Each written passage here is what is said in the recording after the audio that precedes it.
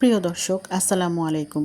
আজকে আপনাদের সাথে অনেক সুন্দর এবং মহিমাপূর্ণ এবং তাৎপর্যপূর্ণ একটি বিষয় নিয়ে আলোচনা করব। সেটা হচ্ছে বিসমিল্লাহর অলৌকিক শক্তি।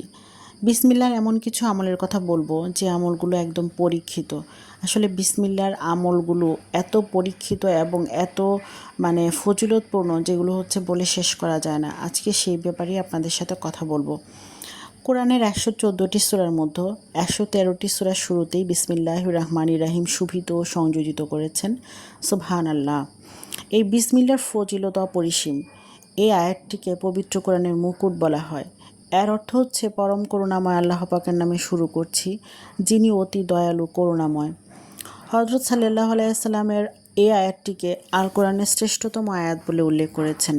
এই আয়াতের মাধ্যমে মহান রাব্বুল আলামিনের অতি দয়া করুণাসূচক রহমান ও রহিম নাম দুটো মানবকুলের জন্য উপস্থাপন করা হয়েছে।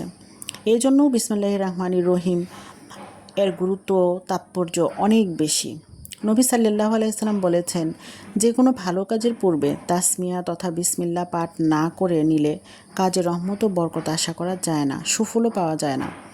বিসমিল্লাহির রহমানির রহিম জিকির ও আমলের মাধ্যমে অধিক সওয়াব ছাড়াও অসংখ্য শুভ এবং সৎ কাজ ত্বরিত সম্পন্ন হয়। হযরত ইমাম গাজ্জালী রাদিয়াল্লাহু আনহু বলেছেন, কোনো সৎ বৈধ ভালো কাজের সম্পাদনের জন্য 1000 বার বিসমিল্লাহ পাঠ করে 2 রাকাত নফল সালাত আদায় করলে আল্লাহ পাক তার মনের মকসুদ পূরণ করে দিবেন।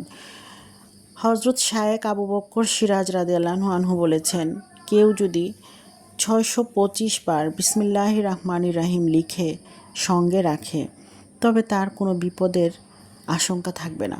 তাফসিরে কাবিরে বলা হয়েছে, হযরত রাসূলুল্লাহ সাল্লাল্লাহু আলাইহি সাল্লাম বলেছেন, কেউ 4000 বার বিসমিল্লাহির রহমানির রহিম পাঠ করলে রোজ হাসরে তার পতাকা উড্ডীন হবে। হযরত ওমর ফারুক রাদিয়াল্লাহু আনহু রোমের সম্রাটকে টুপি ব্যবহার করতে দিলে বিসমিল্লাহির রহমানির রহিম টুপির বরকতে তার শিরোপীড়া দমন থাকত। দ্বীনি ব্যক্তিরা বিসমিল্লাহির রহমানির রহিম আমল করতেন। এই আমল দ্বারা অগণিত উপকার পেতেন, যা পরীক্ষিত ও সত্য। তাফসিরুল মারেফুল কোরআনে বিসমিল্লাহ সম্পর্কিত স্থানে নানা উপদেশ রয়েছে। ঘরের দরজা বন্ধ করতে, বাতি নেভাতে, কোনো কিছু খাওয়া, পানি পান করা, ওযু করা, যানবাহনে চড়তে, যানবাহন থেকে নামতে বিসমিল্লাহ বলার নির্দেশ প্রদান করা হয়েছে।